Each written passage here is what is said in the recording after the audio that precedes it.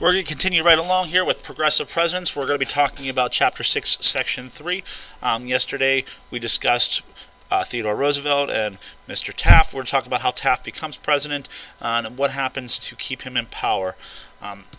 Again, like Roosevelt, Taft pushed for progressive reforms. As President, Taft broke up twice as many monopolies as Roosevelt. Taft helped to establish the Children's Bureau and the Department of Labor and create child labor laws. He helped to create safety codes for coal miners and railroad workers. Again, you could see here, again, the political cartoon, the way things are being represented. The policies are just kind of being passed along in a different way.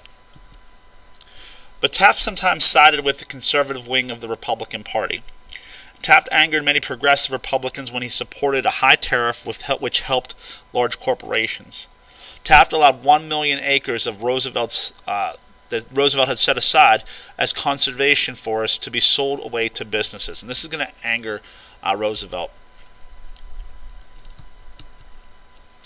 Theodore Roosevelt and the progressive politicians were disappointed in Taft's performance. Again, a very good political cartoon to look at. On the outside, you see Theodore Roosevelt looking into Taft and the problem that he's creating. Even though all these problems had a solution, he had too many people's hands or too many cats messing up the problem. The fat cats were trying to get back into the White House. So Roosevelt decides he's going to run for president in 1912, and he's going to try to run against him as a Republican. On the left side, it shows you we're ready for Teddy again. He's going to lose in the primary, and the primary election is going to determine who runs for which party. So Roosevelt's going to form his own political party, and it's going to be called the Progressive Party. They call it the Bull Moose Party. And the reason why he says it is because he says, I'm feeling as fit as a bull moose, because people are questioning, he's been around for a long time. So down here you see at the bottom the Republicans, the GOP, the donkey of the Democrat, and of course the bull moose in the back. So the election is going to be a three-way race. You have William Howard Taft, who ran on the Republican ticket. Democrats are going to run New Jersey Governor Woodrow Wilson, another progressive, and Roosevelt's going to be running as a bull moose in the Bull Moose Party as a progressive, again, contrary to what others would believe. So what's you're going to see happen is Republican voters are going to decide that they're going to have to decide between Taft and Roosevelt, and because they're going to split that vote, Democrat Woodrow Wilson is going to win the election of 1912. So what looks like a landslide here, when you look at the actual popular votes, not necessarily there. The electoral vote is 531, but the popular vote is much less of a margin, with 42% of the population voting for Woodrow Wilson. So he wasn't a person that had overwhelming popularity coming into the office, and it's going to lead to a lot of problems for him at the beginning. You're going to see that Taft only wins a few states, and Roosevelt is actually going to win some of the bigger states like Pennsylvania and California, Washington. So it's, again, you could see that Taft was not as popular as Roosevelt. However, in the electoral votes, the way it worked out, he had much fewer than Roosevelt, and Roosevelt actually was the second in votes overall, but still far behind the Democrat because of that split population vote. So President Wilson's going to oversaw a great wave of progressive reforms, again, all starting through the progressive era of late 1850s into the current, the 1920s. The progressive amendments that you're going to see that we're going to have to talk about in detail, the first thing is the 16th Amendment, and that's going to create the first national income tax. Also going to be the 17th Amendment, which is going to allow for the direct election of U.S. senators.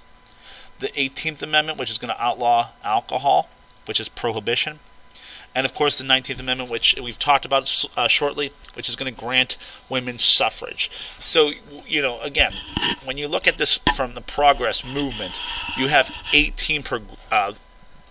4 of the 19 amendments that have been passed to the Constitution are going to be held under this progressive agenda or this progressive movement under President Woodrow Wilson. First thing to talk about, of course, is the income tax in the 16th Amendment. The 16th Amendment is going to create the first national income tax. And what you're going to see is there's different types of taxes here. The direct tax is a tax that's imposed directly on a person and their property. The indirect tax is a tax that somebody pays, but the tax burden falls on someone else. And finally, you have the income tax, which is a tax based on the net income of a person or business. And this is what we're going to see is how we're going to actually fund our government, how we're going to fund the decisions that we make. So Wilson's going to regulate big business by pushing for the Clayton Antitrust Act, which is going to protect workers' rights to strike. And he's going to create the Federal Trade Commission to monitor unfair business practices. Again, this is all looking at the fact that the government has to also do something for us. We're not just there to take care of the government has to do something to help us to do better. So Woodrow Wilson's also going to create the Federal Reserve System in 1913 to regulate the economy by adjusting the money supply and interest rates. The Federal Reserve System, when they call it the Fed, it regulates the amount of money in circulation and helps keep the economy strong. It's run by 12 separate Federal Reserve banks that are overseen by a board of governors appointed by the United States government. These Federal Reserve banks decide how much money to print or what to print or how to circulate money within different areas such as commercial banking, savings and loans associations, mutual savings banks, and credit unions. And finally, all this money eventually makes it to us, the public, which is the business owners or the households in which we spend the money. If something happens around the process, it's the Fed's job to decide whether or not they should intervene or not. We will talk about the Fed, especially in your senior year, when we get into economics of the government.